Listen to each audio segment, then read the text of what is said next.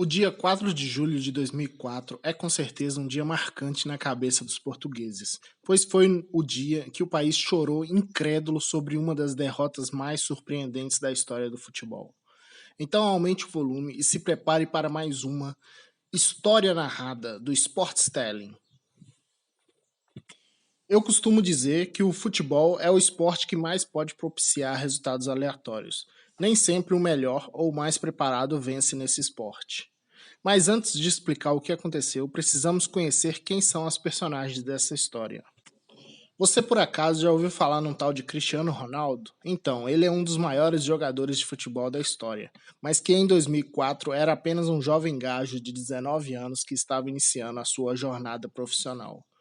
Ele estava representando o seu país no principal torneio entre seleções da Europa. Com o nome de Campeonato Europeu de Futebol, ou Eurocopa, este torneio reúne as melhores seleções do continente no mesmo país para ver quem é a melhor nação europeia no futebol.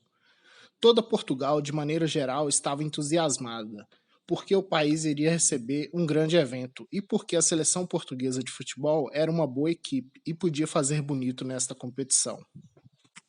A nossa outra personagem é a seleção grega de futebol, ou simplesmente Grécia. Era uma seleção conhecida por ter uma defesa sólida, mas que não tinha nenhum jogador extraordinário em seu plantel. Ela era o que muitos chamam de azarão ou zebra, ou seja, ela era vista com poucas chances de vitória. Então temos todas as personagens desta história: a seleção de Portugal, a seleção da Grécia, a Eurocopa e o lugar da competição, em Portugal. Por incrível que pareça, a Eurocopa de 2004 se inicia e se encerra com os mesmos adversários, Portugal contra a Grécia.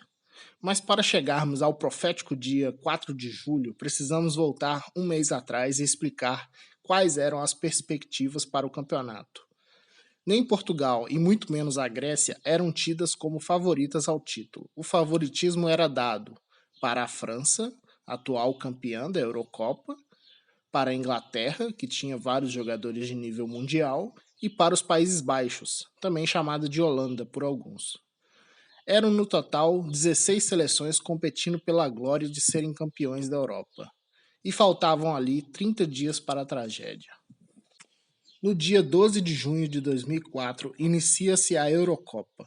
Portugal era treinado por Luiz Felipe Scolari, ou Filipão, famoso por ser o treinador da seleção brasileira na conquista da Copa do Mundo de 2002. Este jogo foi marcante porque as duas seleções eram completamente diferentes. Portugal tinha um jogo ofensivo, com bastante qualidade técnica, e a Grécia jogava basicamente se defendendo. Ou seja, eram qualidades completamente antagônicas. Apesar de quase ninguém acreditar na seleção grega, os próprios gregos lotaram os estádios e fizeram bastante festa para a sua seleção. De uma alegria contagiante, a Grécia, como país, vivia um período de bastante fartura e bonança. Lembrando também que os Jogos Olímpicos de 2004 seriam realizados na Grécia, em agosto daquele ano. Ou seja, os gregos estavam em puro êxtase. Aí fica a pergunta: seria isso um prenúncio da tragédia grega que ocorreria em Portugal? Aí você me pergunta: o que é uma tragédia grega? Eu respondo: é uma forma de drama encenada para caracterizar o conflito existente entre uma personagem, o herói, condenado ao seu infortúnio, e alguma instância maior de poder. Pode ser os deuses, o destino, as leis ou a própria sociedade.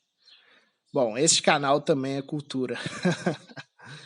Voltando à nossa história, o herói dela, Portugal, perde o jogo de estreia para a Grécia por 2-1, num dia onde tudo deu errado para Portugal. Cristiano Ronaldo marcou ali o seu primeiro gol vestindo a camisa de Portugal, porém não evitou a derrota dos portugueses. Sendo a primeira vez na história da competição que um país anfitrião perdeu a partida de abertura. Mas será que o nosso herói saberia se reerguer para conquistar a Europa? Faltavam ali 22 dias para a tragédia grega. Portugal e Grécia estavam no mesmo grupo. Sendo assim, enfrentariam os mesmos adversários, que eram Rússia e Espanha. O caminho de ambos somente se cruzariam no dia 4 de julho de 2004, mas até lá eles tiveram que superar muitas dificuldades, como adversários mais fortes, pressão por resultados e desconfiança de sua própria torcida. Tudo isso foi superado. Portugal e Grécia classificaram-se em primeiro e segundo do grupo, respectivamente. Contudo, começava ali a saga mais dura para atingir a glória.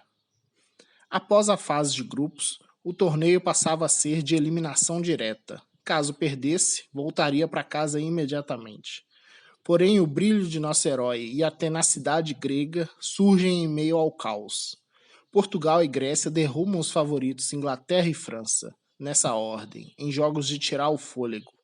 A trilha para a glória se fazia clara, bastava vencer mais 2 jogos para atingir o Olimpo do futebol. E faltavam ali 10 dias para a tragédia grega.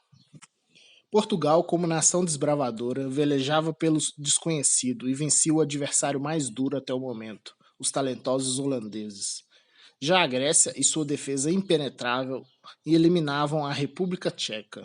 Estava claro para todos em território português. Os destinos de Portugal e Grécia estavam fadados a se encontrarem novamente, mas agora valeria o troféu de melhor da Europa. E faltavam ali 4 dias para a tragédia grega. A Eurocopa convergia para o seu embate mais simbólico. Era o ataque português contra a defesa grega, qualidade técnica versus obediência tática. Ambos os países, com seus mais de 10 milhões de habitantes, torcendo para a conquista da Europa. Era uma final inédita, 2 países que não haviam chegado tão longe assim. Portugal jogava em seu território.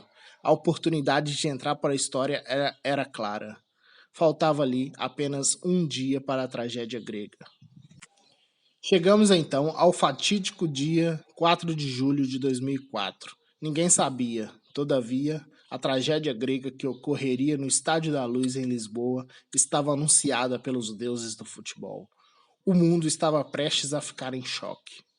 Apesar do amplo favoritismo de Portugal, o primeiro tempo da partida final foi equilibrado e com poucas chances claras de gol para os dois lados. Os principais lances de ataque para os dois times foram defendidos pelos goleiros ou chutados para fora. Entretanto, aos 11 minutos do segundo tempo, a Grécia abriu o placar com um gol de cabeça de Ángelos Karatseias, após o escanteio cobrado por Ângelos Bassinas. Após isso, Portugal se lançou para o ataque e passou o resto do tempo regulamentar pressionando o adversário, enquanto a Grécia manteve-se na defesa. Mesmo assim, os portugueses não conseguiram marcar o gol e a partida terminou em 1-0 a favor dos gregos, que consagraram-se os campeões europeus. Cristiano Ronaldo e toda a nação choravam sem acreditar no que tinha acabado de acontecer. A vitória da Grécia foi considerada uma das maiores surpresas da história do futebol. A campanha da Grécia no Campeonato Europeu de 2004 marcou as primeiras vitórias da equipe grega em uma competição oficial, enquanto a derrota de Portugal significou a primeira vez que um anfitrião perdeu a partida. Recados finais. Se você chegou até aqui, eu te agradeço muito por me acompanhar nessa jornada. Deixa o like se gostou, inscreva-se no canal para que o meu trabalho possa evoluir e acione o sininho para receber as notificações dos meus próximos vídeos. Esse foi a história narrada de número 2 do canal Sportstelling. Obrigado e até mais.